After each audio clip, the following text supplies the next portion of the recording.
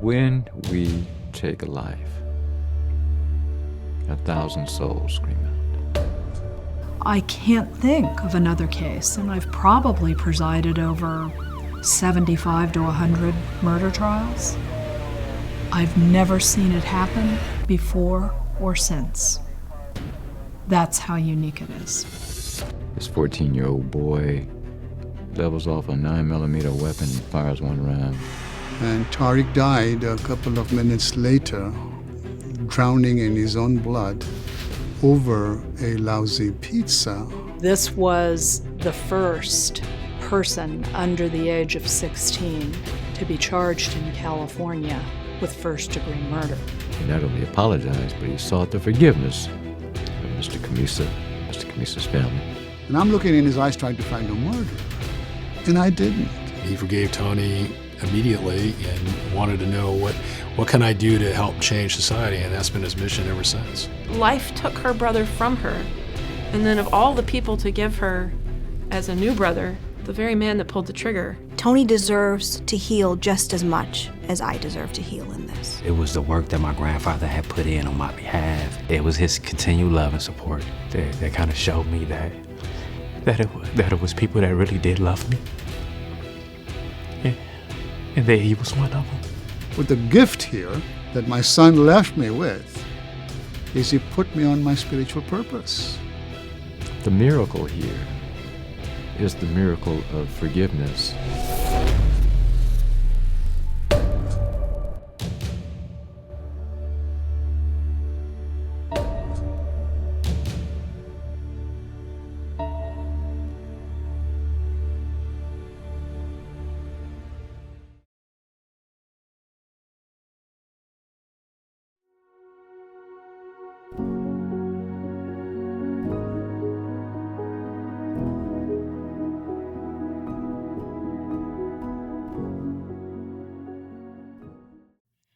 Hello, I'm Liz Ramos from the Peace Thru Forgiveness team, and it's my pleasure to welcome the Interfaith community to our presentation on Peace Thru Forgiveness.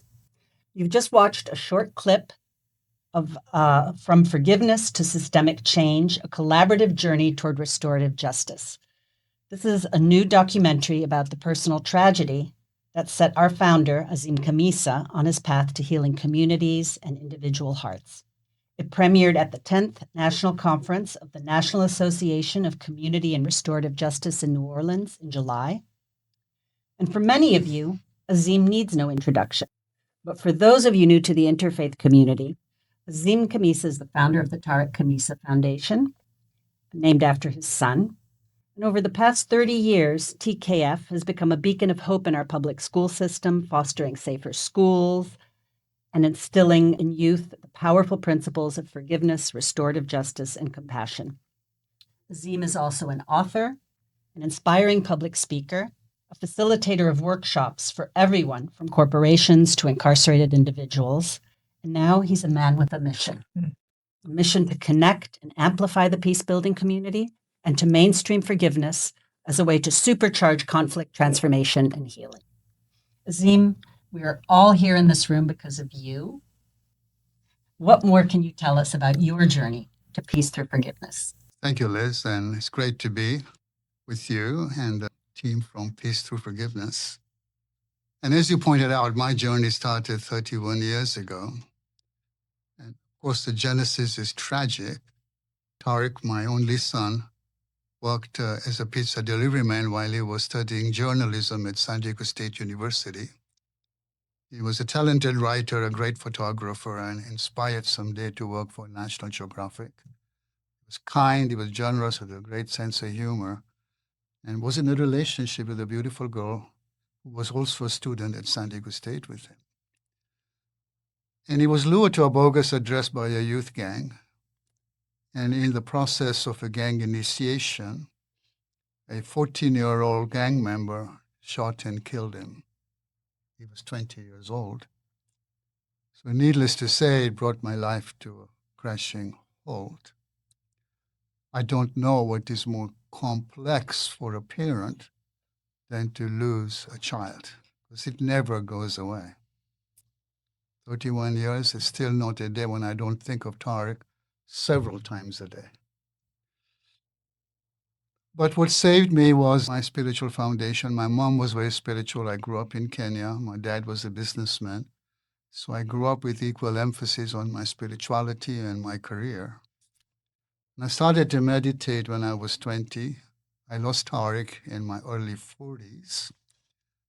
And what I downloaded is that there were victims at both ends of the gun. That didn't come from my intellect or my loving heart. It was a download from a higher power.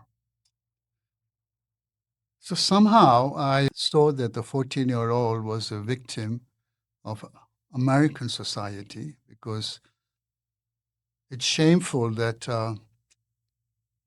in the richest nation in the world, we lose a young soul every hour of every day. It's not even news anymore. So that was a real culprit, in my opinion, was the societal peer pressure that forced many young men and women to fall to the crack and get involved with gangs, drugs, alcohol, and weapons. So I ended up forgiving Tony, who took Tariq's life, and started the Tariq Khamisa Foundation with the premise that violence is a learned behavior. And if you accept that as an axiom, then nonviolence can also be a learned behavior, but you have to teach it. Because kids are not going to learn that through osmosis. I invited Tony's grandfather to join me, and with the grace of the universe, the foundation is in its 31st year, and we reached 2 million kids teaching accountability, empathy, compassion, forgiveness, and peace building, successfully changing the trajectory of many young people that would have fallen, like Tony, into a gang, ended up in prison, or dead like my son. So we're stopping that. And several years later, I also downloaded that if there were enough forgiving people in the world, then the default outcome would be world peace. And there's plenty of science now. There's a scientist called Erica Chernoworth from Harvard, that the tipping point is about 3.5%. 3.5% of America, a population of 300 million, is about 12 million people. 3.5% of the world population of 8 billion is about 300 million, which is totally doable based on the internet. So my journey, which was documented in my trilogy, my first book was From Murder to Forgiveness, A Father's Journey.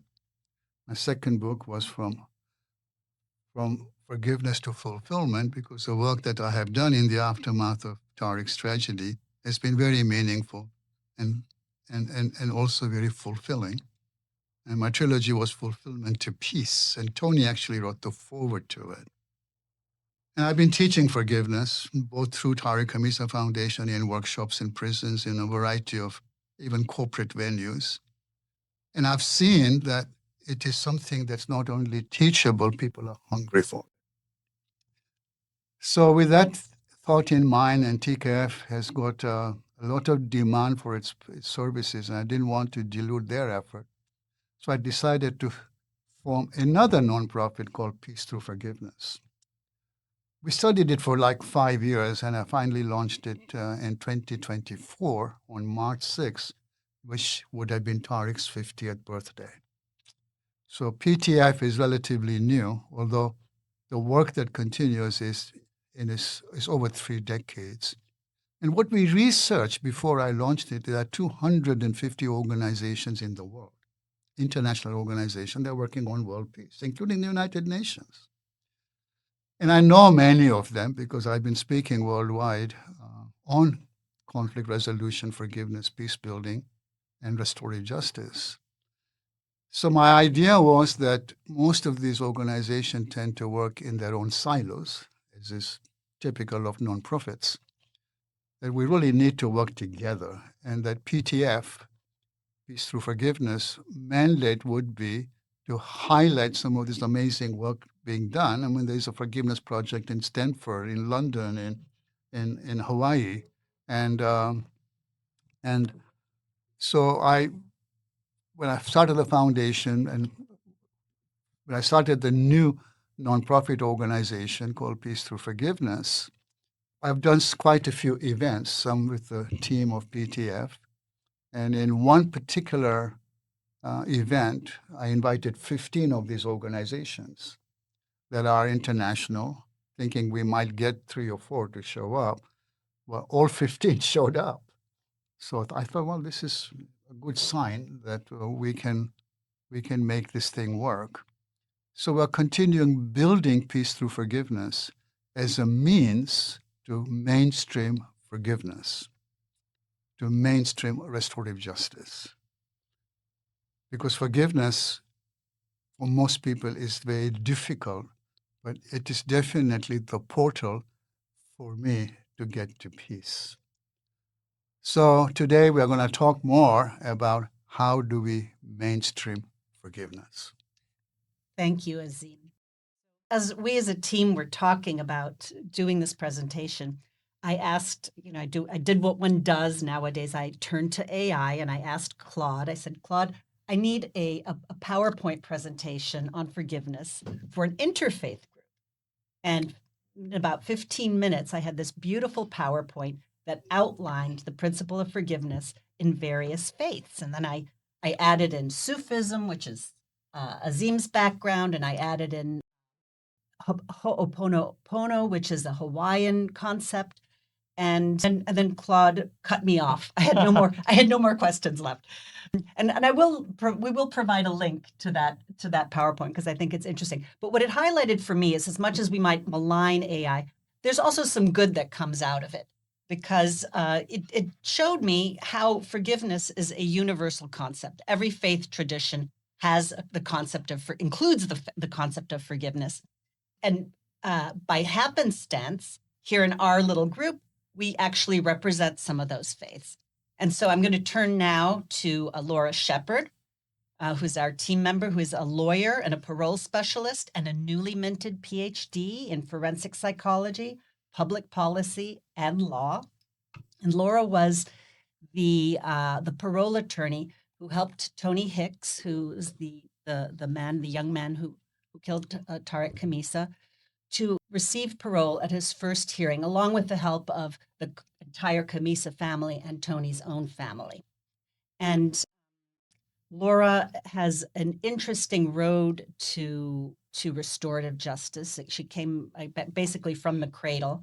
So what I wanted to ask you, Laura, today is, how did your upbringing and your Christian faith tradition take you to where you are today? Thank you, Liz. Yeah, it's such an honor to be part of Peace Thru Forgiveness. This is truly a passion of mine, to bring forgiveness into the space that I have been called into truly by a higher power, and that's the criminal justice world. And the way I came into that, I don't come from a background where, any of my loved ones were incarcerated, nor any lawyers in my background.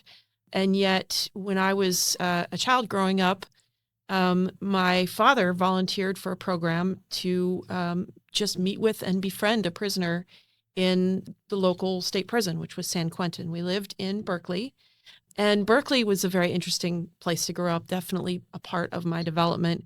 It's a very, very progressive place, to those who are familiar with it, a home of, leftist rebellions and political action going back decades, long before I was born. But I also grew up at a Presbyterian church in Berkeley, just walking distance from the UC Berkeley campus. So the Presbyterian church is not terribly conservative, but also is very liturgical.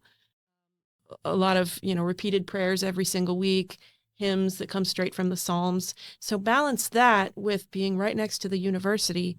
And it was a Christian upbringing that, stuck to pretty standard American Christian theology of the 80s, but also invited doubts and invited intellectual honesty and curiosity. And I think I avoided a lot of what my peers call religious trauma, which is this idea that you're not allowed to think for yourself. You have to just believe what we want you to believe. And if you think differently, you should feel shame and you should feel guilt. And I was not raised that way. And so I was able to meet what I really think is the Jesus that once existed, who spoke about being a child of God and described everyone else as a child of God as well, right? He called himself the Son of God, but also the Son of Man, and talked about bringing the kingdom of heaven here to earth through repentance and forgiveness and kindness and service. And that's the Jesus I grew up knowing. So now balance that with having known this man who was in prison for a murder committed before I was even born. He was serving a life sentence, and my parents became close with him to the point that he thought of me and my sister as his little sisters. And so I now call him my big brother, because my parents were kind of spiritual parents to him. And because of him, I was unable to dehumanize people behind those bars, right? But people in prison, to the average middle-class American, are the bad guys, the criminals, the murderers, right? They're not human beings who made one bad choice or even many bad choices, right? But they're not human beings who also have families and desires and hobbies and personalities. And in contrast, my big brother had all of those things. His name was Terry Farley, and he was a special and unique individual who did something terrible once when he was 18. I knew him as a man, as a person, and not just as a criminal behind bars. And so when I ended up going to law school and kind of fell into criminal law, not because of Terry, but because I realized it was a way that I could serve the least of these, which, if you know anything about the Christian scriptures, is what Jesus says we're called to do, is whenever you serve the least of these, feed the hungry, clothe the naked, heal the sick, visit the prisoners, then you are serving Christ. And so I became a lawyer, and then Terry, my big brother, ended up becoming my first client, just by happenstance and the way the economy was at the time that I passed the bar. I wasn't able to get him out of parole that year, but several years later, I helped him earn his parole and come home free after serving 38 years. And in the process of working with Terry, I began to work with other people behind bars and discovered that they were all just like Terry. Human beings, flawed human beings, no different than myself, right? There, but for the grace of God go I. And many of them had much, much, much, much harder lives than I did. And that's what led them down a road of addiction or anger or being unable to control their emotional impulses. And that's what eventually led me to Tony. He actually heard about me through the prison network, asked his family to hire me. And then through Tony, I got to meet Azim and his daughter Tesreen, Tariq's sister. And through all of this, what is the most important to me is to recognize that every human being is a child of God and worthy of redemption. Now, can everyone be rehabilitated in this lifetime? Probably not, but everyone is worth trying. And that's the passion and the work of my life. Thank you so much, Laura. That was beautifully put. And you can hear more of Laura's story in the Forgiveness Effect podcast. So our next team member is Cindy Blumkin. She is a former social worker, an entrepreneur, and a board member for several San Diego area nonprofits dedicated to youth education and alleviating the burdens of the unhoused. Cindy, you first connected with Azim for a different reason. It was because of a family conflict that you were going through. How did his story of forgiveness inspire you to find forgiveness and healing with your loved ones? And how did your own background in the Jewish tradition of tikkun olam, or healing communities and atonement, impact or play a role? Liz, thanks so much for inviting me into this amazing session. And I want to share my personal story, as it's really been an amazing journey to know Azim. So my experience with forgiveness is more of a personal story and how it relates to resolving, healing family conflicts. I share this perspective as my family was recently damaged by conflict, but thankfully we chose the process of forgiveness over estrangement, which makes me very happy. And I can speak today that we are all reunited, which is a beautiful, beautiful moment. So although I was raised in a Jewish family, the emphasis was really more cultural and honoring the Jewish holidays in tradition and celebration. As mentioned, my perspective is not deeply rooted in religion, yet honoring Yom Kippur is particularly significant. For most of you, you might know what Yom Kippur is, others may not. It is really the holiest Jewish holiday of the year, and it's when one atones for their sins and God forgives you. And I had many sins to be forgiven for, but it is the essence of forgiveness. And I think that was still today resonates so deeply in my Jewish tradition. So in addition to Jewish tradition, the foundation for compassion and forgiveness was modeled by my parents as they taught us about the greater good in community and humanity. And what a greater gift you can receive from your parents other than beautiful lessons. So that being said, led me to how I met Azim Khamisa. As mentioned, I had a very hurtful experience with my sister about 4 years ago, and we had always had a really close relationship. So over the course of 68 years, I fortunately had many beautiful moments with my family, and loss and sadness wasn't really something that I had deep experience with. So I knew that I really was desperate to seek help, and I needed to really learn how to apply my emotional muscle to repair this fracture. So I didn't want to really go through the traditional therapy. That was not really the path I wanted. And I understood that I wanted to resolve the conflict and not have long-term damage and estrangement. So one day I was sitting on a park bench, and it was like this man's name came into my head. I had heard his story about forgiveness. I was so awed, and I was so really just amazed that he had the capacity to forgive the person who had murdered his son. And I thought that I wanted to speak to him. So I gave him a call, and he received my phone call, and he said, "Cindy, I would love to meet with you one day." And within 4 days, Azim and I were meeting and talking about the process of forgiveness. So anyways, during those meetings, his words were so wise, the wisdom so great, that I recorded all of these sessions, which currently reside on my phone.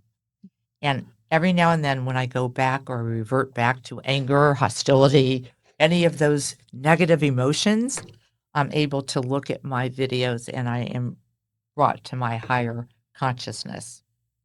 So therefore, I have such gratitude.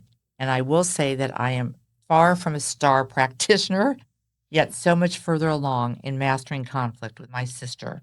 And gratefully, our family has delightfully come together. I will be having a sibling reunion in the next 10 days in New York City. And I think without the understanding and the deep dive into forgiveness, this never would have happened. So anyways, to conclude, I think we all agree we are living in really unusual times where conflict has been perpetuated and almost normalized.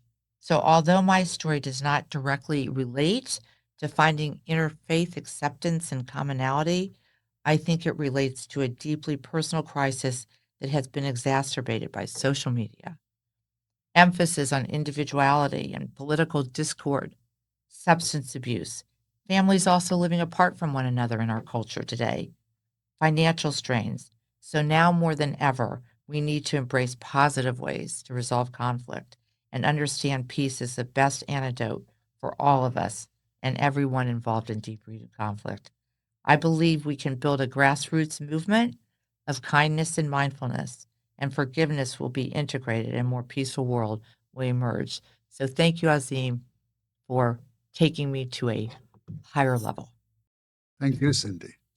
Yeah, thank you, Cindy, for being so honest about a personal conflict with which I think we all go through. You know, not everybody, as Laura said, has experience with the justice system or prisons, but we all have families, and we all know that there can be difficulties. So I appreciate that perspective.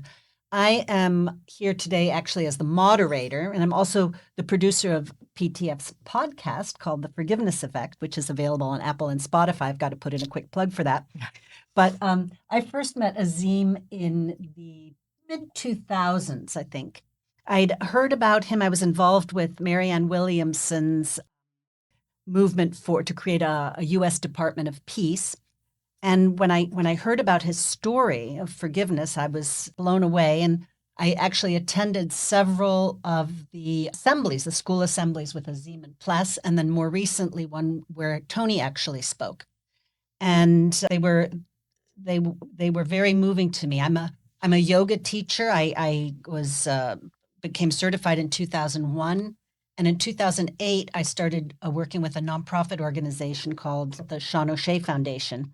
So I was helping to bring yoga to at-risk youth.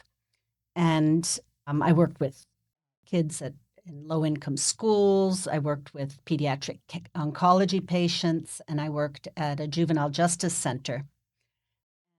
So TKF's message really resonated with me, and yoga is also about service, which also finds an echo in the Christian tradition. And the spiritual teachings include concepts known as, in Sanskrit, as the yamas and the niyamas, which kind of translate into ethical guidelines. The yamas are about how we relate to the outer world, and the niyamas, how we develop ourselves, our self-development and self-discipline. And the first yama is ahimsa, which means non-harming in thought, word, or deed of any living being. So it's the root of compassion, and it's the origin of forgiveness. And the word yoga itself means connection or union. And when we say namaste in yoga, and I've told this to countless people from 6-year-olds to 96-year-olds, namaste means the light that shines inside of me sees the light that shines inside of you and knows that together we are one. So yoga has helped me through major life challenges, including divorce and the sudden death of a life partner. And I strongly believe that peace begins within, as does forgiveness. And when I learned about Azim's new venture, Peace Thru Forgiveness, and his idea of mainstreaming forgiveness as a practice throughout society, I was on board. I thought it was a great idea. So here we are today. So Azim, I think you touched on this earlier, but why is it that forgiveness is so hard for most of us? Right. And I think that the reason it is so hard is I think there is this concept that me forgiving Tony is in some way I am acknowledging what he did. And I think that it's not so much about Tony. It's more about you or me. I had a very full life when Tariq was alive. And then it took all of my willpower just to get out of bed. I recognize that if I stayed in anger, resentment, hatred sometime, that would manifest into a terminal disease. It's a great quote by Mandela. He says, unforgiveness is like drinking poison and waiting for your enemy to die. When he was released after 27 years in prison, they asked him, why did you forgive your oppressors? His comment was, if I didn't, I'd still be in prison. So I think that the important thing here is that you must separate yourself from the offender. I think even scriptures say, I'm a Sufi Muslim, but as you've heard from Laura and Cindy and yourself, Liz, even the scripture says that in all faiths, that vengeance is mine. And I think that if you look at the Hindu, I just completed a course in Vedanta, which is a pretty comprehensive spiritual training. And they always say karma balances. So it's not up to you to judge the offender. It is better to leave that to the higher power. And I think that if you can understand that separation from between you as a victim and the offender, there are different paths. And I did not want to go through life on crutches because I lost my one and only son.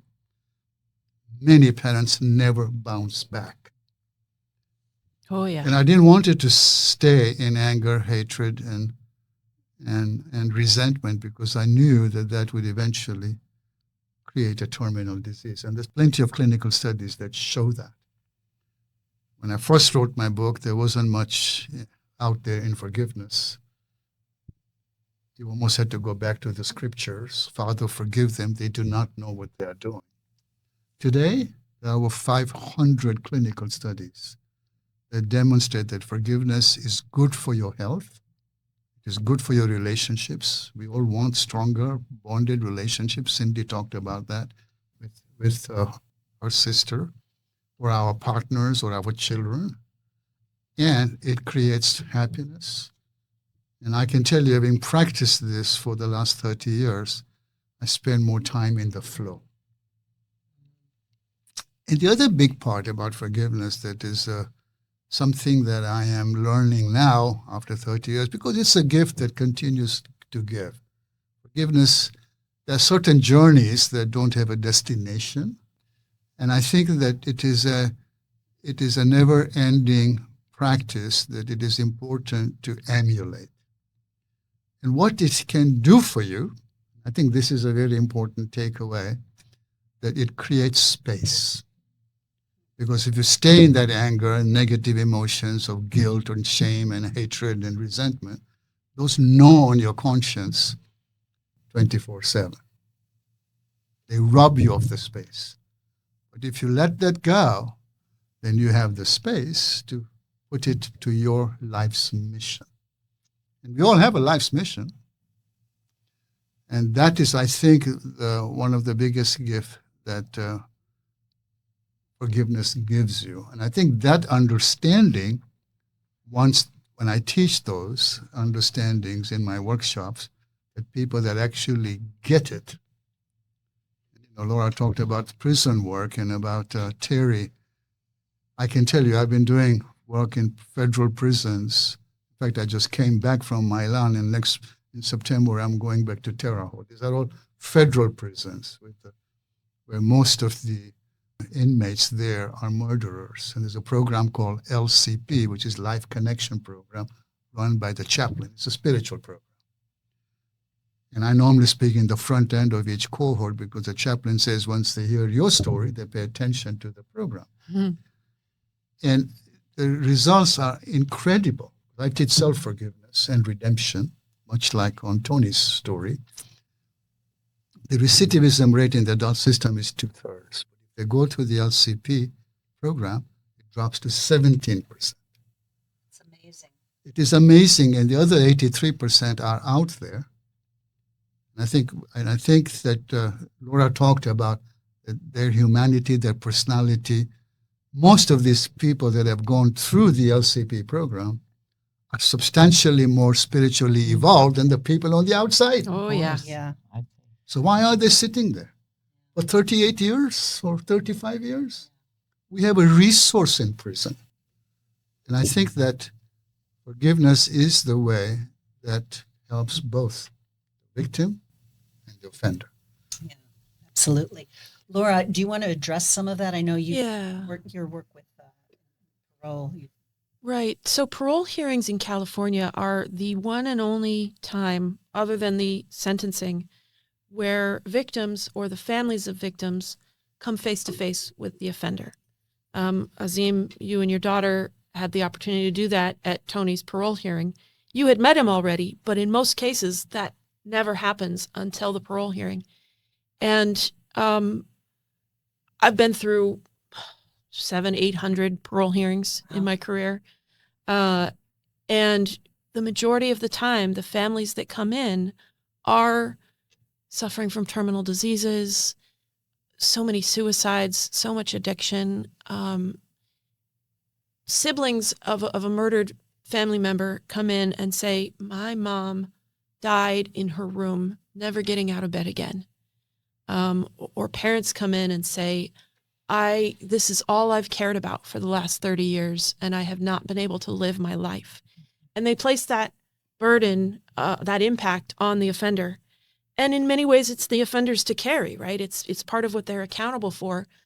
But I just grieve that more of those families haven't found the space that you found through forgiveness, right? And forgiveness, like you said, doesn't mean saying that what the offender did was okay. It does not mean that at all. It means letting it go. And what I found through my Christian tradition is this idea that, all right, through Christ, God has forgiven them. So it's not my job to punish them.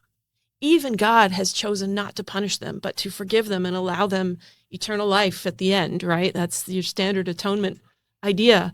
And so the goal, in my mind, is not punishment. That's not even the goal of prison. The goal of prison is public safety, right? And so until an individual is healed and able to follow the law and not be violent and not hurt others, sometimes they have to be kept incarcerated, but they are not there because it is our role to make them suffer. Because when we make it our business to make someone else suffer because of our anger and our grief, who does that help, right? I continue to hurt. I drink the poison, right? And then I impose that on them as well. And both of our lives are wasted. And I, as you spoke, Azim, I thought of another scripture that came to mind, which was Jesus said, come to me, those who are heavy laden, take upon me my yoke, for it is light, right? And what I get from that, in light of what you just said, is Jesus was all about forgiveness, right? And seeing everyone as a human being, and his yoke was light. The yoke is, right, the thing that the ox carry on their backs to pull the plow. And it's a heavy thing. But Jesus said, my yoke is light. So he was saying, when you lift that burden off your own shoulders by following in his footsteps of forgiveness, the burden goes away. And I've found that true in my own life too, definitely. We all have our family and our friends that at times, create those costs. And thanks to working in this space, then when I feel that anger, I have to go, okay, like what, if I'm going to wish that, the victims of a murder can forgive, then I definitely have to forgive whatever some jerk did or said. And it's not always easy. Like you asked, Liz, hey, why is it so hard? Because we have this impulse to want to punish. Yeah. But it serves no function. And we were speaking earlier about Cindy lives from the heart. I tend to live from the head. Mm-hmm. But my head tells me the same thing Cindy's heart does, which is, this makes no sense. Yeah. This does not benefit me or anyone else to keep feeling this anger and desire to punish. So I got to try to release it. Cindy, I see you nodding along. Yes, I do. With what Laura is saying, it's so similar. It's just so similar. And I think it really comes down to, you can almost dilute it to a very simple choice that one makes. We have choices. We can choose to live in this toxicity, the anger, the poison, or we can choose to release it. But how do we get there? And I do think that what we spoke about the other day, and I can only say for myself, that once it was released, and whether my sister and I had the same perspective, it was never really the same perspective, but we honored and we respected one another's perspective, which allowed us to move on. And my body was so much lighter, my mind so much lighter. It opened up. It was a new vista. It was new possibilities. It was really paralyzing. Anger is paralyzing, and freedom is liberation. So I think the choice of that is just so profound. But I have to say, as we spoke the other day, the four of us in many ways have been gifted with lessons from early childhood that have really helped facilitate this conversation and has really given us the tools and the resources to maybe make better decisions and choices. So I want to really advocate, as Azim has, to address this in a very root-based, fundamental youth way. And so I would encourage any of us to be able to work in the field of youth impact and youth awareness, because it's a lot easier to learn this language when you're young as opposed to when you're older. And particularly if you're raised in an environment of hostility and anger and revenge. So I'm very grateful that I had the lessons that I've had in the foundation that was given to me. So hallelujah. That's what I have to say. Let me underscore a couple of things, both that Cindy said, that this journey of forgiveness that you were on with your sister. You go through it, but when you landed on a higher ground. So I could see that in your aura. And I think that that's another gift, that when you go through it, I'm a better person. Not that I was a bad person, but we all can be better as a result of the decision I made. So I'm proud of you, Cindy. Laura, I think, made some very, very significant points, but let me underscore one of them, that punishing criminals for the sake of punishment is barbaric. Prison should be healing places where you heal, because I've yet to meet an offender that was not a victim. Yeah. And A I victim think of that- childhood abuse, sexual abuse, almost to a person. They all, Yeah, I mean, are I cry when victims. I do this work in prison Yeah. because I hear the stories of what they went through. yeah.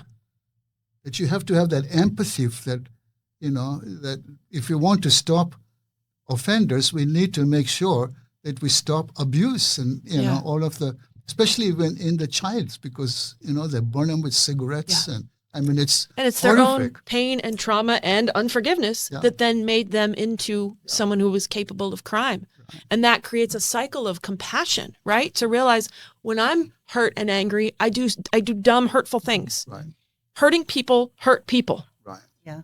And every offender was first hurt and then became a hurter. Absolutely.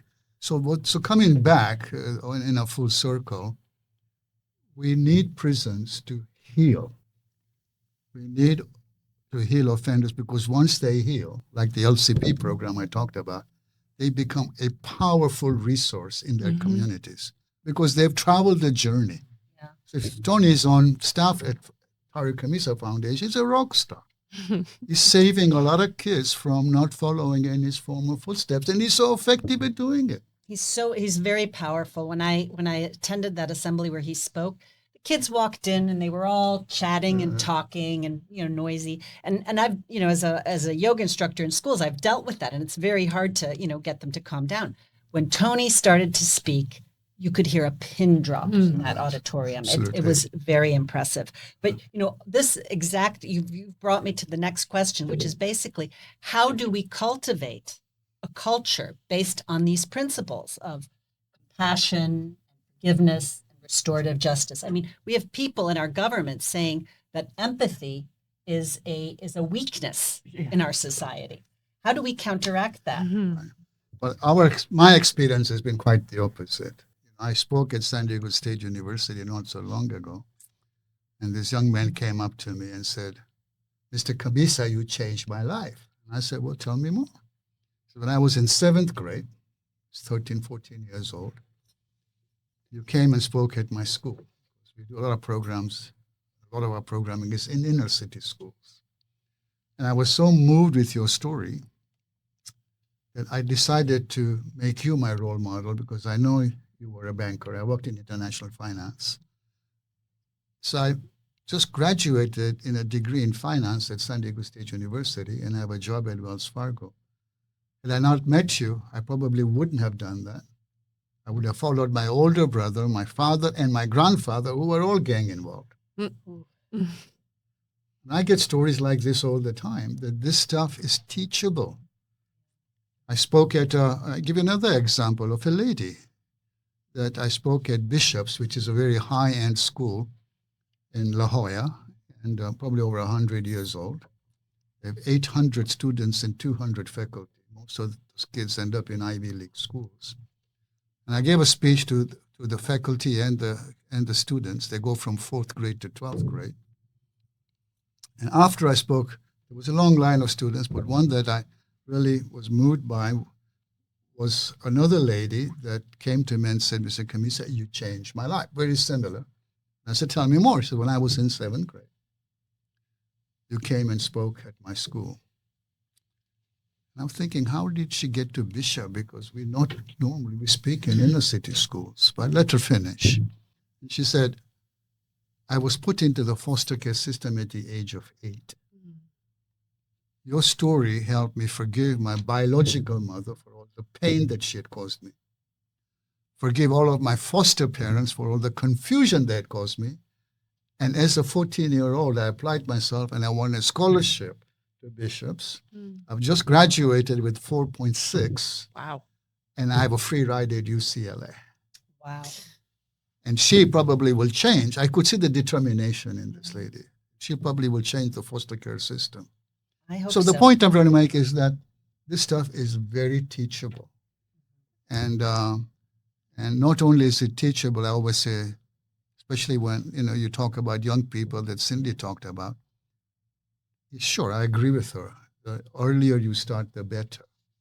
That not only are these things teachable, our kids are hungry. I think that can change the world. People that want to be volunteer speakers around compassion, empathy, forgiveness. As you have spoken, you can only speak to so many people, Azim. Certain people can only speak. But if you had ambassadors, volunteer ambassadors that really were able to connect with all these different organizations and really spread it through that. I mean, yes, the internet is one way, but when you are in person in an assembly or in a place where there's a connection and energy, it's so powerful. So maybe that's what we do with Peace Thru Forgiveness. We start a institute for ambassadors of peace. Right. Yeah. Actually, my thought is very similar, that to make forgiveness mainstream, right? It should be taught. In school, there should be a degree in it. There should be a Ph.D. in it. When you look at about 35% of the U.S. population have an undergrad, but 14% have a master's, and about 4 or 5% have a Ph.D. like Laura. But most of them become parents. So while STEM is important, this is more important, because if you can teach it to that, like the kid that I met in San Diego State, his kids will not be in gangs. So I think forgiveness needs to become mainstream, and I think what you're saying is yes, definitely let's move towards getting it mainstream, and it should be part of the Department of Education funding from K through 12. 100%. Well, this kind of brings us to the next phase of this presentation, which is talking about the Pomona Valley Reawakening. Yes. So this is kind of almost would be a pilot project for PTF. And we're going to talk a little bit more about that with Jan Chase.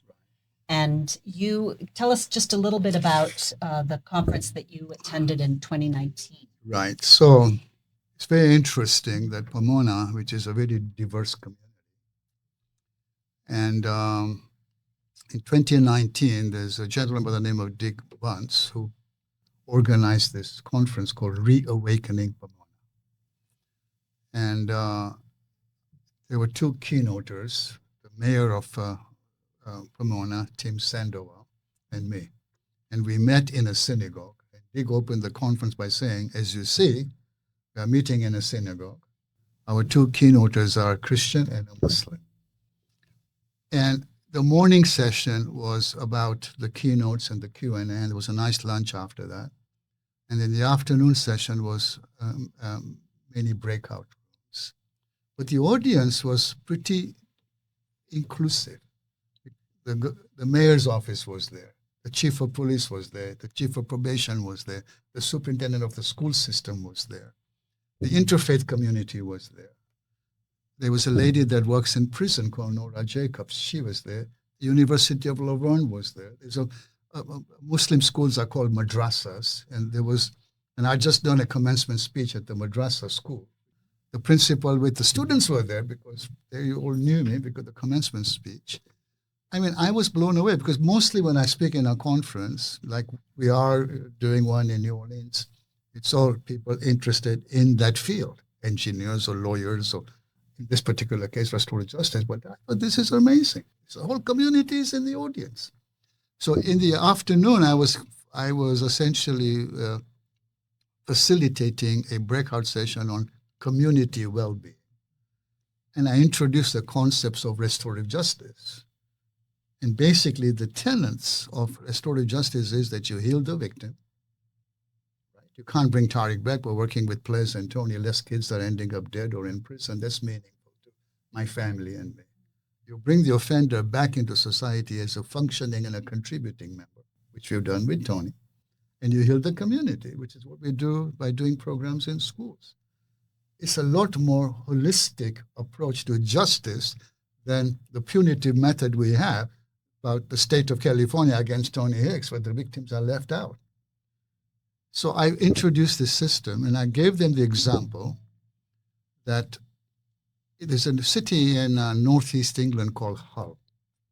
And Hull is essentially the staging ground for all the North Sea gas and exploration, longshoremen. Pretty violent little city. Even in England doesn't have the kind of violence we do, but considering other cities, it was pretty violent. They hired this principal to run a school called Endeavour, which was the worst for performing school in Hull. In 3 years, using restorative justice, she made it the best performing school. And they said, well, if you can do that with the school, can you do that with the city? She got a £5 million or dollar grant. She started the Restorative Justice Center of Hull. When I met him, there was no gun violence. A couple of knife incidents. That was probably 10, 12 years ago.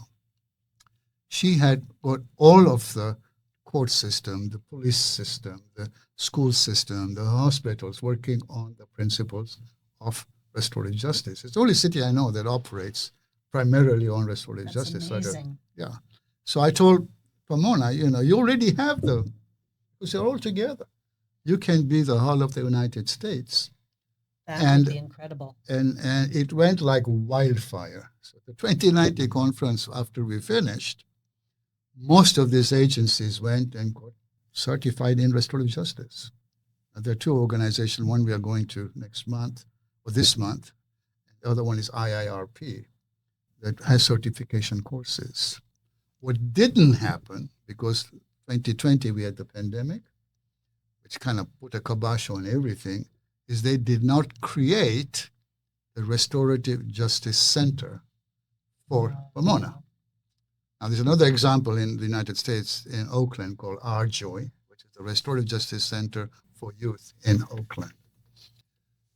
So we are redoing this conference February 15th, 2027, which is President's Day. But this time, I'm adding a 2-day forgiveness workshop as a culmination of the program. So it'll be a very similar conference like the one we did in 2019. But it will culminate with a 2-day training. It's essentially train the trainer in how do you forgive. What you were talking about. So we're on it, Cindy. We're on the. We're going to move. A movement has just emerged from this conversation. And in the workshop, I handle both. I teach steps of how you forgive people that have harmed you, and steps of how you forgive yourselves, because at some level we've all harmed. Yes. So I've had a lot of success with it. So, and the idea is that once this 2027 conference is completed, that we will actually spawn a Restorative Justice Center of Pomona to continue the work, and that can be a demonstration. Peace Thru Forgiveness, to say, okay, see what we've done. And we're going to have, it's interesting, UCLA, which is just finished a study. They studied kids from 0 to 5. Cindy was talking about younger they are. And what they found out that the Pomona kids in that age group of 0 to 5 are more resilient than any other kids in our country. It's a demonstration program. Wow. So they're going to be speaking at the conference. So the idea is that the UCLA will also do, hopefully they haven't confirmed this, but my goal is to say, okay, create an evaluation for the success of the program, a qualitative and a quantitative statistical model, so that we can then take that to say this can be copied by other cities, and we can hopefully help them with the funding so that we really spread this across the nation. And you wrote a beautiful white paper about this that I hope we can link to in our notes so that people can learn a little bit more about it if they're interested. All right. Well, this was a wonderful conversation, everybody. And we're going to talk a little bit more with Jan. So we're going to segue now from our conversation about PTF to the Pomona Reawakening Conference that's coming up in early 2027, and also to Azim's white paper that he's written about a potential pilot project involving the Pomona Valley and its communities. We've talked a little bit about how to move our criminal justice system from one focused on retribution and punishment to one that elevates principles of restorative justice, compassion, forgiveness, and reconciliation. And Azim, you've spoken a little bit about the city of Hull in England, where the principal of one of the toughest schools in the city introduced principles of restorative justice and achieved results that were so remarkable that the whole city took note and then started reforming all of its institutional processes to incorporate restorative justice. And here in California, we have a similar effort, the California Compassionate Cities, and Jan Chase has been involved with that, the Reverend Jan Chase. She's been a minister at Unity Church of Truth, Pomona, since 2003. Yes. Yeah. And she's been teaching parishioners practical applications of spiritual principles. So, Jan, I would like to ask you a little bit more about your ministry, your involvement with the Compassionate Cities Project, and also perhaps how you met Azim back in 2019 at the first Pomona Reawakening conference. Actually, it was before that. It was before that. Okay, great. Yeah, so I'd love to hear about that, about how the two of you met. So feel free to chime in, Azim. But I became a Unity minister when I was attending a Unitarian Universalist church. And I walked out into a parking lot late at night after a class. And I heard this audible voice that said, "You will be a Unity minister." And I turned around and I looked, and there was nobody else in the parking lot. And I decided that that was the voice of the divine and that I should pay attention.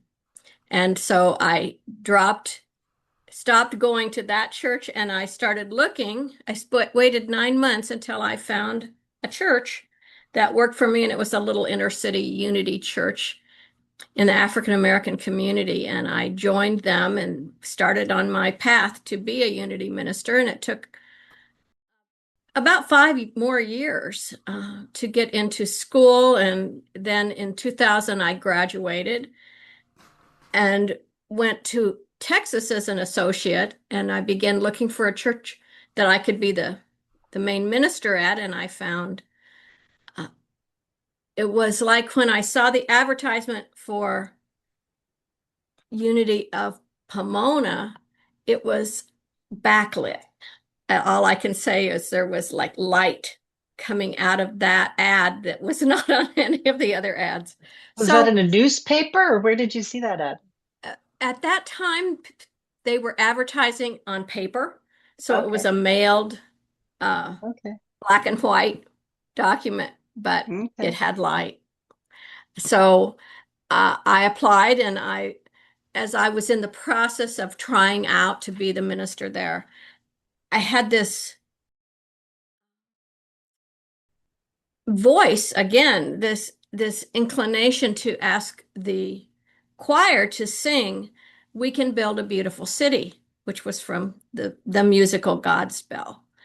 And little did I know that I would be working on building a beautiful city, and that the whole city would be working on building a beautiful city.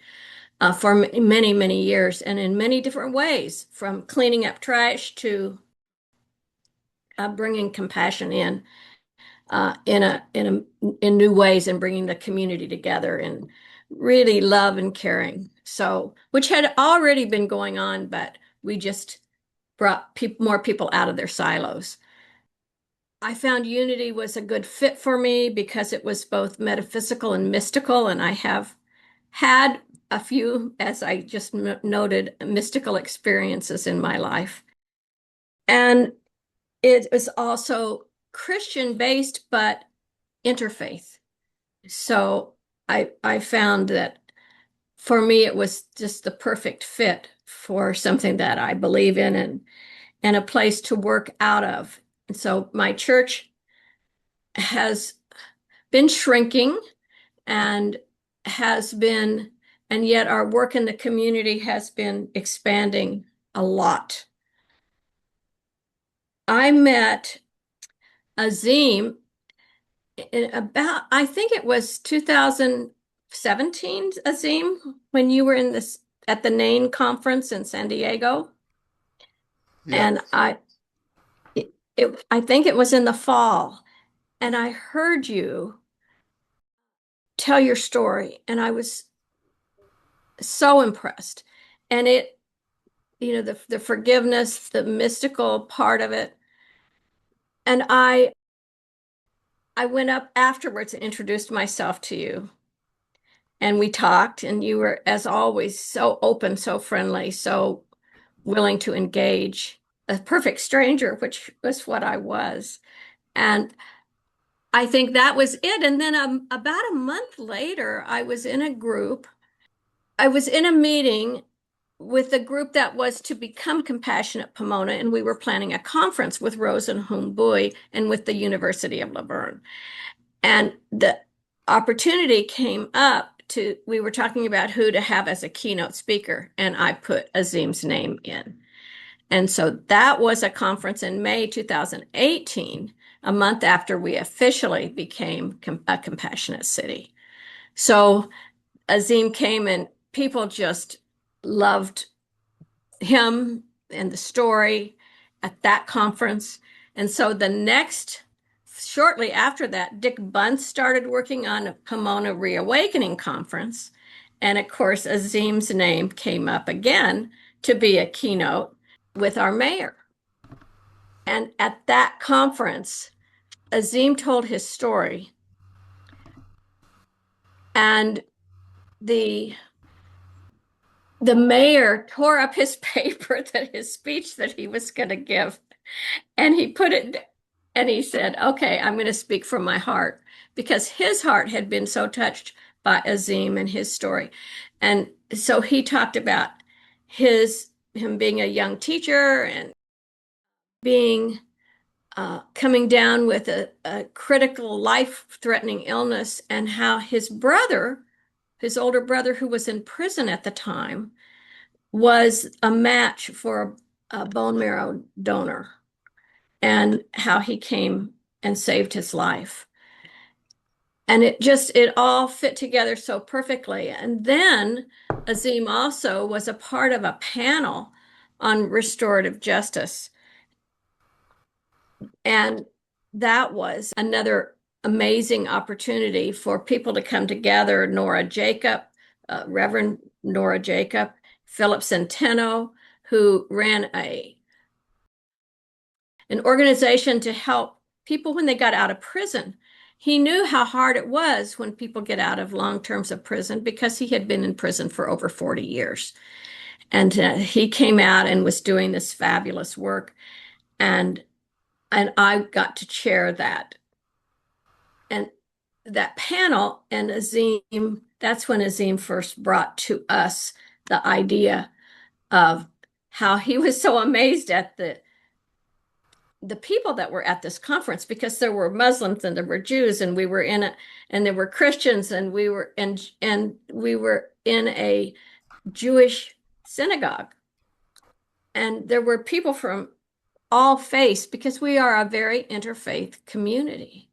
So it was the beginning then, when he started talking about Hull and the amazing turnaround that city in England had done. We paid attention, and we began to look and try to understand these new words. They were new words to me: restorative practices, restorative justice. And we formed teams to promote that work and learn more about it. We had trainings on it from our school district and also from our mental health agency, our county agency. And it was really going, and we were meeting with the police talking about it. But then COVID hit, and a lot of things shifted and stopped, and the focus began to wane. And some of the methods went through, some of the youth work of restorative practices did go through, but the ones for the adults did not. They got stopped. So there hasn't been a lot of movement that I am aware of although individuals are doing their work, continue to do their work in Pomona. After COVID, now we have the ICE raids. And so our city is very sensitive. And we have a lot of undocumented people in our city, and we love them and we support them, and yet they have a difficult time getting to work. They have a difficult time getting their kids to school. There's a lot of fear. And so that seems to be the big thing now that our mayor is pushing, is help for our families that are so distressed. That's an amazing journey with so many synchronicities, so many Yes. beautiful coincidences and things that happened to bring you here today. I really would want to take some time to talk about the future. It sounds like we're like, what's going to happen in 2027 is a reawakening conference, like waking up everything that you did in 2019, rebooting it. And actually, I just got off the phone with Dick Bunce, and we were talking about, do we have a name for this yet? And because we'd been talking about, the possibility of reawakening. And he said, well, we're pretty much awake, but we need to build community. So we were talking about that as a possible way, for now anyway, to move forward. And our city has some amazing statistics. Just as Azim sees something really special in Pomona, UCLA has found there's some really special things in Pomona as well. And they are working with our city, our school district, to bring more resources to our families. We have our children are very resilient, much more so than one would expect, considering the inequities that are in the system. And so having these two visions of Azim's vision of Pomona and their vision, and they say the world is watching Pomona.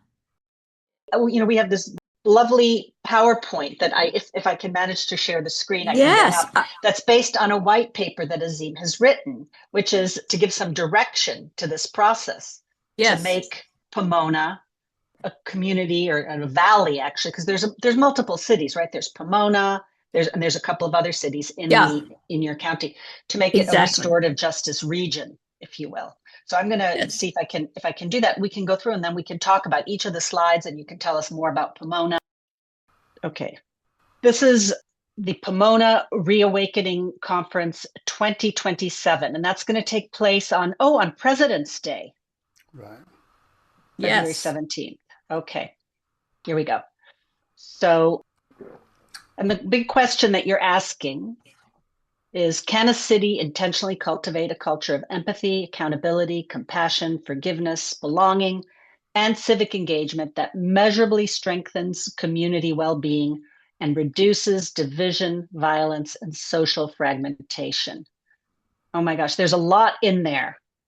Azim, you put a lot of thought into that, including measurably, measuring it, so that it's not just a pie in the sky thing, but that people actually can see results. Right. So there's the conference, and then you're also adding in this time a workshop about training the trainer forgiveness workshop. Can you tell us a little bit about that, Azim? Yeah, so this is in its 20th year, or maybe 25th year. I first started actually doing this at a New Thought Church on Miramar Road, which I believe is part of Unity, much like Jan is. Wendy Purcell is a reverend there. And she says, I know your passion is kids because of the work of TKF, but adults also want to learn how to forgive. Would you please do a workshop at my congregation? That was the first one. It was probably 20 some years ago. And of course, it was very successful. And now I've done it many times in conferences, in prisons, in individual groups all over the country. Also did a workshop in Hawaii and in England. And this is a 2-day workshop where I discuss about steps of how you forgive people that have harmed you, but I also discuss steps of how you forgive yourselves, because at some level we have all harmed, sometimes to people that are closest to us. And I think that combining forgiveness of the people that have harmed you and combining it with self-forgiveness, the steps are different, but they are the flip side of the same coin, that you actually leave this workshop without being in anger and resentment and often hatred for people that have harmed you, and also get rid of guilt and shame for the harm that you caused. And what it really does is, I think it creates the space, because if you are not able to get rid of those negative, debilitating emotions of anger and resentment and hatred and guilt and shame and despair, they gnaw on your conscience 24/7.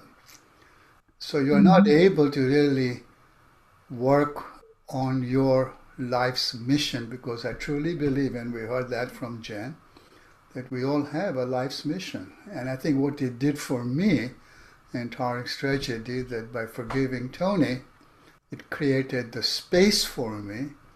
And I've been in this space now for 30 years and manifested amazing milestones that I never thought I would ever achieve. So I truly believe there was a divine hand that helped me get to this spot. So the way the workshop works is I teach for the day and a half, and on the second half of the second day, the participants teach back. Because if you listen to something, you read something, you maybe retain 15, 20% of it. If you go to an experiential exercise like this one is, you might get to 60%, 70%, but if you teach it back, you're closer to 90%. And the idea behind this workshop is that the training then helps you expand it to others in your community, with your peers in your city. And I think Pomona is a perfect crucible to then take this workshop. It's going to be smaller than the conference because a lot of one-on-one, but it will hopefully be those people that will be attracted to it that are going to pay it forward by spreading it more widely. How many people would be ideal for this workshop, do you think? 20 is ideal. I've done as many as 40 or 47, but 20 is ideal. So we'll see how many people will be interested in taking the training. If it gets to be a larger number, probably have to do it more than once. And Jan, the conference itself, it says a cross-sector convening of Pomona Valley leaders. So who would that include? Well, I am involved in a lot of different groups and a lot of meetings. So, and one of the things that we're trying to do is not only involve leaders that are pretty easy to get, but to begin to reach out into the community and get people that are kind of ordinary people, the parents, so that we can hear the voices of everyone and not have people that are in leadership positions be always making decisions for everybody. So a little bit of grassroots. It's becoming more and more of a grassroots work. Yes, absolutely. And that's where, often the communication is difficult, especially these days. But that's my hope, is that we can get there. And there are lots and lots of groups. I'm in meetings with the city. I'm in meetings with the school district. I'm in meetings with people that do racial dialogue. I'm in meetings with Compassionate Pomona. Certainly, we meet and have been meeting twice a month. And those are leaders from many nonprofits and religious centers, as well as individuals, and leaders from the city, our mental health agency, and our school district. We all meet together to talk about what needs to be done and also to support each other's work. Are you getting any pushback at all? Is there any group that you've approached that says, well, yeah, no, we don't think this is going to work, or we just don't think it's worth our time? I don't get any pushback. I don't That's hear any wonderful. pushback. Love it. Yeah, no, and maybe that's what Pomona, if people don't have time to come, they don't come, but they don't try to block the work, right? So I think people see the importance of, as our mayor has said, coming out of our silos and working together. And that's what we're trying to do more and more, building more relationships. Our mental health agency has talked about no wrong door. When somebody has a need, wherever they go to get help for that need, it should not be the wrong door. They should have a personal handoff to the right people that can help them with whatever the issue is, right? So we really want to build that in our community. That's incredible. Yeah. So this next slide is all about kind of some of the issues that we've been facing in the across the country, really. From political polarization to social disconnection and a growing mental health crisis, distrust of institutions, violence in our communities, tensions. Particularly, I think you already mentioned, with immigrant groups, topics, around Israel, Palestine, and also how people just are not as engaged anymore in real life, where we're all online. So and our ahead. interfaith work has really fallen off because of the wars in the Middle East. Really? Oh yeah. So things have changed since 2019. Yeah. Okay, so those are the issues that we're facing. So let's see how we can work our way towards healing. Really. And that loneliness and isolation, that's huge. And that's for kids, and that's for old people, and that's for families, that are afraid to even leave their homes. And then there's the economics of it all, which a lot of people can't afford to live here anymore, to live in California. It's so expensive. Yeah. So, and the price of everything has gone up. And so there's a lot of issues, and there's a lot of organizations that are also working on those issues as well, and issues around the job and issues around, like our Chamber of Commerce is trying to help businesses stay. That's amazing to get them on board. Yes, exactly. Because a lot of times what you see is, the business community focused just on the economic portion and not really looking for solutions to the social problems. Now, we really work with our Chamber of Commerce a lot. And our city understands that it all works together. It's a very holistic model. And so hopefully when you ask who, it's pretty much everybody, all the groups and the people that are not in the groups, and our school district is one of the most trusted groups in our city. So that's incredible, because that is not true across the country. There has been so much division with, banning books and transgender and bathrooms and all of this stuff. So the fact that your school district kind of on the same page is awesome. They love our school district. Our school district bends over backwards to help our students, our families. There's, again, full of compassion. Yeah. So I wanted to take a quick look here because, for some people, restorative justice might be a new concept. Mm-hmm. The idea of forgiveness, people have certain things in mind when they think about forgiving. And how are these different, and how are they related? I always have said that healing must start in any kind of altercation, any kind of polarization. And it has to be done not only with the victims, but also with the offenders and community. And I think that in my particular journey, forgiving Tony, who took Tariq's life, eventually ended in healing, not only for me, but my family. And as I said earlier, and it created this space.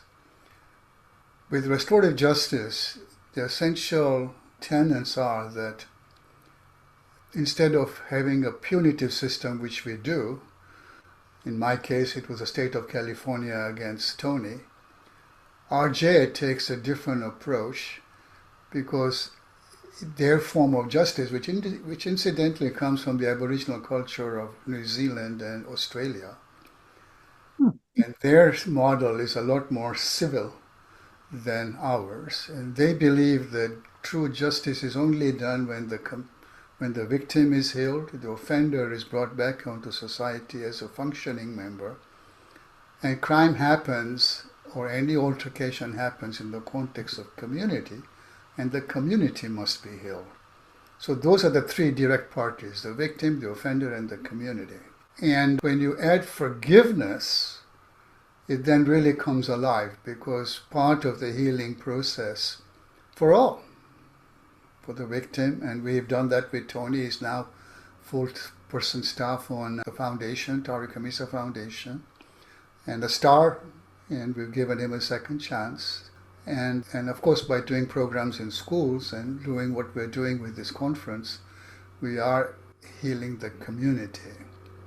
So that, to me, I think is a very strong combination about adding forgiveness to restorative justice. I always have maintained that when you add forgiveness to RJ, it's RJ on steroids. And I think this conference, the first one, we didn't have the combination of restorative justice and forgiveness, but in this one, we will have that.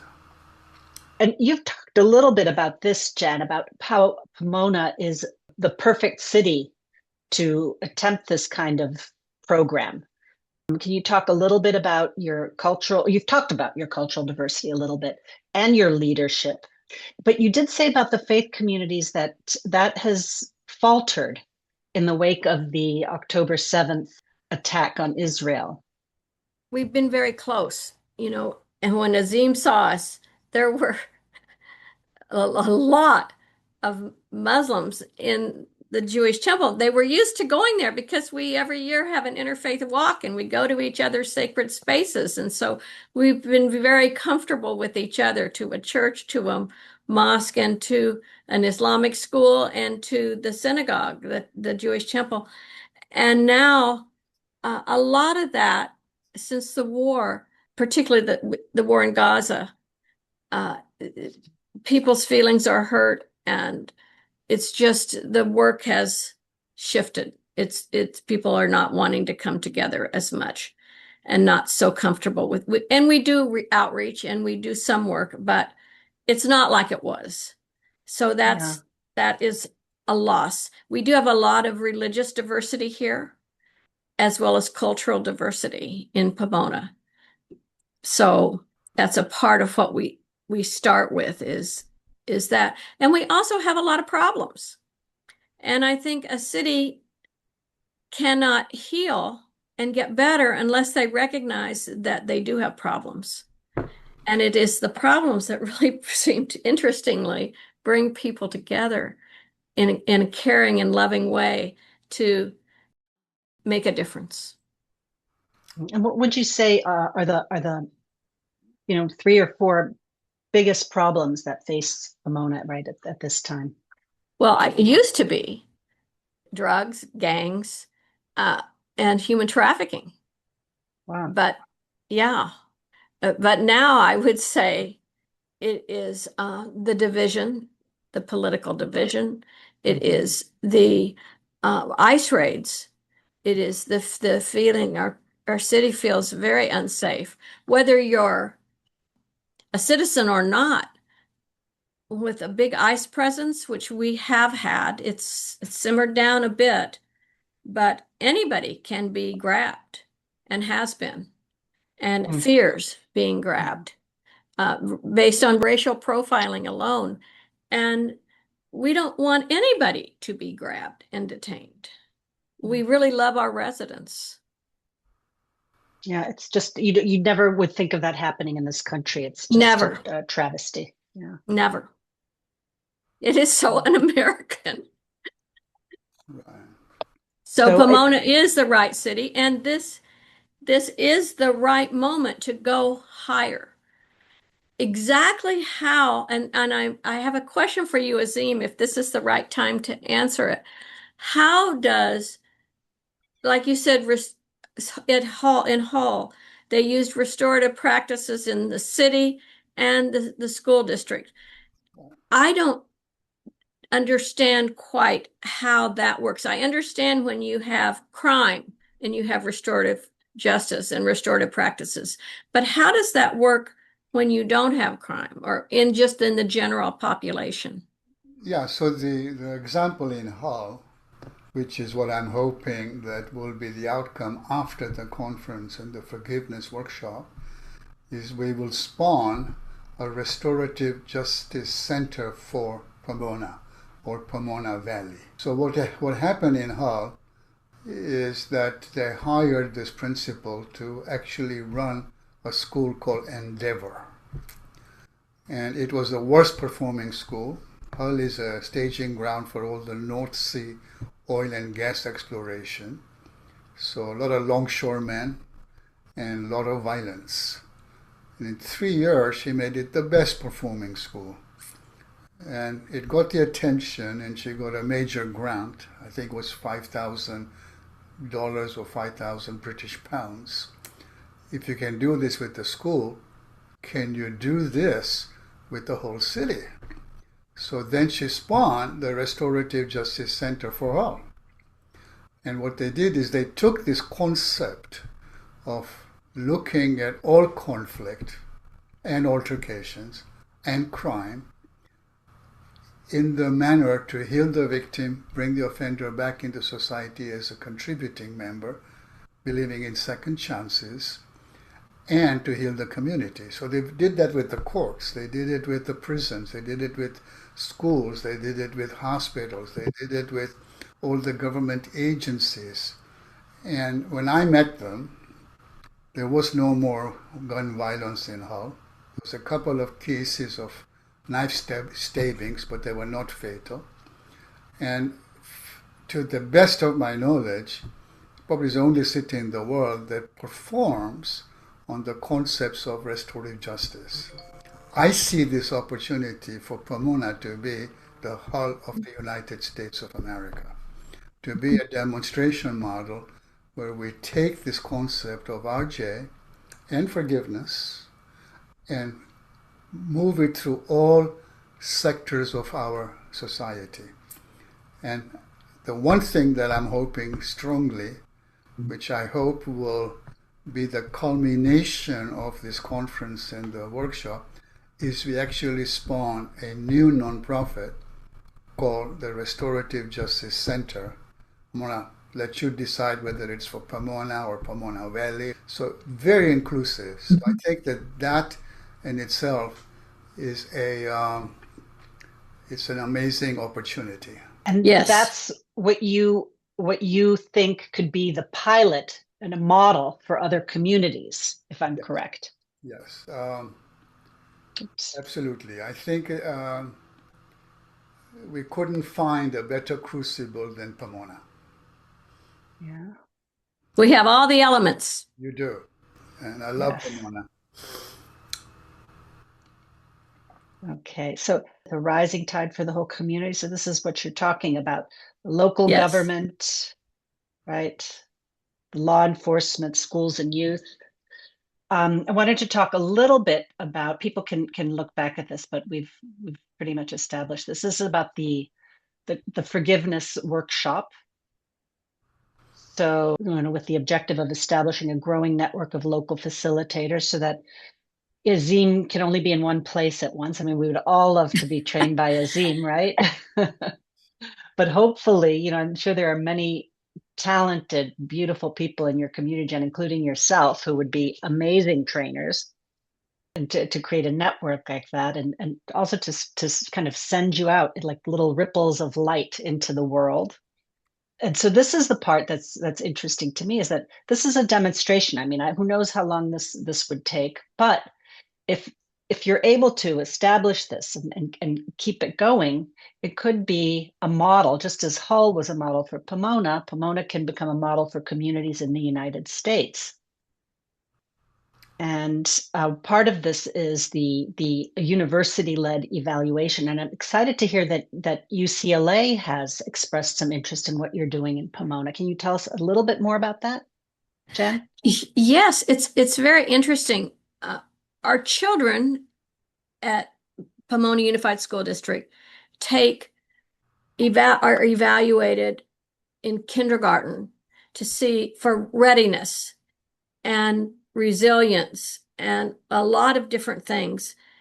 They have been found, and then they're reevaluated in fourth grade, I think, and then again in junior high to see how they're doing. And the kids that come in to kindergarten have this sense of resilience that surprises people, because there's a lot of inequity in the systems around here. We have a lot of poverty, a lot of, if the kids can't get to school, or they can't afford preschool, or there's a lot of things that they don't get, and maybe even healthcare, and especially now, they're even afraid. Parents are afraid to go to the doctor, to the hospital, to get healthcare. So there's something magical. There's something that's beyond what people would expect that is affecting these kids. And that is what UCLA is studying. And they're not only studying Pomona, but they see that there are communities around the world that are looking at Pomona because they see our statistics and they want to know, what is the ingredient? Why are our kids who have a lot of discrimination, a lot of problems, a lot of stress, and certainly since COVID, it's been worse than it was before. But there is still something quite amazing here. And they're trying to find out ways, what it is, and also ways to get even more resources to the families, especially the families that are fearing coming out into public anymore. So, yeah, and there's a number of universities that we work with. We work with Western University, that is a health university. They train doctors and nurses and optometrists and veterinarians and all different kinds of healthcare people. There's also Cal Poly that our school district works with a lot, Cal Poly Pomona. And then there is this connection with UCLA. So right there are 3 universities. And we always have had this connection with the University of Laverne. That evaluation and research is so important in, just getting grants, getting legitimacy, getting the academic and public policy world to take notice and to see, there is a way to, even on a community that does not have a ton of resources, to achieve good results. Exactly. Yeah. Exactly. And it's about having enough, but it's more than, it's the values of feeling like you belong. I know Azim talks about that. Yeah. The sense of belonging is so important. It's not about being rich. But having enough food, having a place to live, we have communities. Connected. Yeah. Absolutely feeling connected. That's a really nice way to say this, Liz. Yeah. Yes. And, as we've been talking about what PTF actually is, or peacethruforgiveness.org, I should say. But that's one of the things that Azim has always emphasized, is that one of our goals is to be a connector of all these organizations that are doing this beautiful work. And, we start locally, we start here in California, but we are affiliated with organizations in England and Northern California and, hopefully soon other parts of the world. And we can all learn from each other. We don't have to be operating, as Azim said, in silos. Right. Yeah, because there's a lot of good work being done in the world. We've identified 250 organizations, for instance, working on world peace. Unfortunately, their own silos, and we're trying to see, let's come together, because a rising tide lifts all boats. And Yes. the PTF mission is to lift up all the good work that is being done, including what we're doing in Pomona, of course. I mean, our goal is not just to reduce conflict, but to create conditions under which human flourishing becomes the norm. I think you've articulated that beautifully, Jan, in your description of what's happening in Pomona. I do want to ask, is this conference open to other people who are not from Pomona? Can you talk a little bit about that? If somebody from outside said, "Oh, wow, I love what's happening. Can I come?" Pomona is at the edge of LA County. Mhm. And the city of Laverne and the city of Claremont are right here with us. And our mental health agency, our county agency, we're not under big LA County agency. They have split us off into Tri-City Mental Health that serves those three cities, Pomona, Claremont, and Laverne. And so I would think that easily those could be included in this. But I guess that's something that we'll need to talk about, right, Azim? Yeah, I know. I think we make it open. I think we want to spread what is happening in Pomona. So I think we advertised it in LA County, and maybe we can do something in San Diego where we are based. Because it's not. Well, you know that there's going to be all these people from the interfaith community watching this presentation. They might all want to come. Right, exactly. Yeah, but we're going to promote the Pomona conference in this interfaith community. Yes. What's synchronicity about Yes. it is we met at the main conference, which was That's right.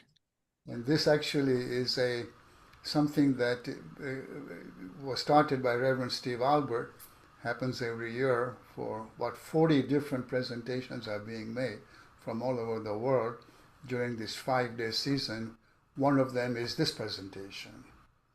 So I think, let's keep it open. A lot of possibilities. Yeah. And I think Spirit God has even more than we have even imagined there for us. So hopefully some amazing surprises are there for us that will. I'm excited about this conference. Yeah. And passionate about it. But one thing I want to leave us with is that when you talk about RJ and forgiveness, it's very relevant even in a family conflict. Because what forgiveness and RJ concept does, when I started this work 30 years ago, there wasn't much on forgiveness. Today there are 500 clinical studies. It's a forgiveness project in Stanford run by our good friend Fred Luskin. That forgiveness helps you become healthier, happier, creates a stronger bond with your family, your peers, and community, and helps you be in the flow. Who doesn't want that? So yes. This is important to get across too, that it will, whether you're a trainer, but it's initially going to help you have a better, healthier, more in the flow, and better relationship with your families and your peers, and give you the space to work on your life's mission, because we all have that. That is a beautiful way to close this conversation. Thank you so much, Azim. Thank you so much, Jan. And we hope that the interfaith community has enjoyed this presentation on forgiveness. This has been a very enlightening conversation. I've learned so much from this exchange. Thank you for being here, Laura. Thank you. Cindy. Thank you, Liz. And of course, Azim, thank you for sharing your wisdom, your passion for the Forgiveness Project. And to everybody who's listening, please look for us on Apple and Spotify, The Forgiveness Effect, and online, the peacethruforgiveness.org.